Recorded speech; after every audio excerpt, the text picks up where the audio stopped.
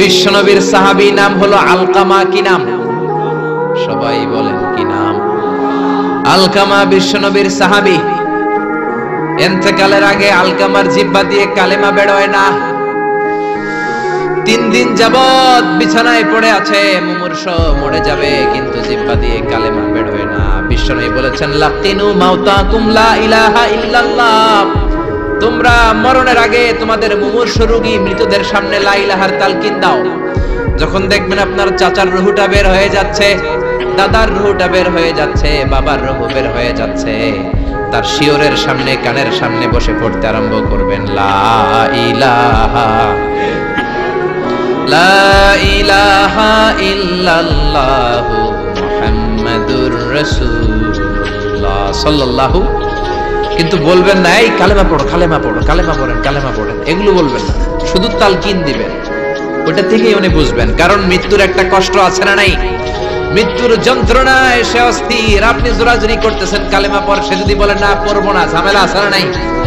এজন্য কানের সামনে শুধু তালকিন দিবেন। বিশ্বনবী বললেন, লাকিনু মাউতাকুম লা ইলাহা ইল্লাল্লাহ। তোমাদের মৃতদের সামনে, মুমূর্ষদের কানের সামনে শুধু লা ইলাহা পড়বা। উনার বিবি, উনার আত্মীয়রা আলকামা নামক সাহাবীর কানের সামনে লা ইলাহা পড়ে 3 দিন ধরে কালেমা বের হয় না। কখন যেন মরে যায়, বিশ্বনবীর কাছে পাঠানো হলো। বিশ্বনবী সুহাইব আর বেলাল 2 জন সাহাবীকে পাঠালেন। তারা যেও কালেমার তালকিন দিল, কিন্তু মুখ দিয়ে কালেমা বের হয় না। বিশ্বনবী আলকামার বিবিরে ডেকে পাঠালো, বিবি, আলকামার বিবি, তোমার স্বামী কেমন ছিল? বলে, আমার স্বামী অনেক বড় আল্লাহর ওলি ছিল, নামাজ ছাড়তো না, তেলাওয়াত ছাড়তো না, জিকির ছাড়তো না। বিশ্বনবী বললেন, আলকামার বাবা মা কেউ বেঁচে আছে নাকি? বিবি বলে, আলকামার মা বেঁচে আছে, ডাকো। আলকামার মা আসার পরে বিশ্বনবী বললেন, আপনার ছেলে কেমন ছিল? নামাজ পড়তো নাকি, রোজা করতো নাকি, জিকির করতো নাকি? আলকামার মা বলে, সবই করতো।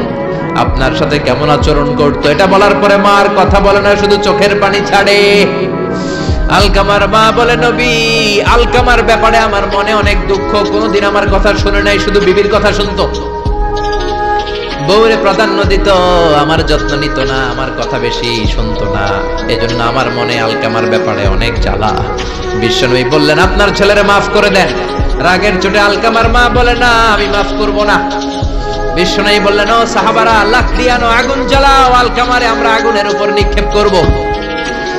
আগুন জ্বালানো হলো। সব সাহাবারা আলকামাকে ধরে আগুনের মধ্যে ফেলবে। ইন দ্য মিন টাইম দুঃখিনী মা বিশ্বনবীর পায়ের সামনে এসে বলে, ও নবী, আমার কলিজার টুকরাটারে আগুনে ফেলবেন না। ও নবী, আমার মনে আর কোনো জ্বালা নাই, আমার মনে আর কোনো দুঃখ নাই। আলকামা তো আমার নার ছেড়া ধন। 10 মাস 10 দিন আমার পেটে ছিল। আমার দেহ থেকে নিউট্রিশন নিয়ে, খাদ্য পুষ্টি নিয়ে আলকামা বড় হয়েছে। বেয়াদবি করেছে, কি হয়েছে? আমি আলকামারে মাফ করে দিলাম গো নবী।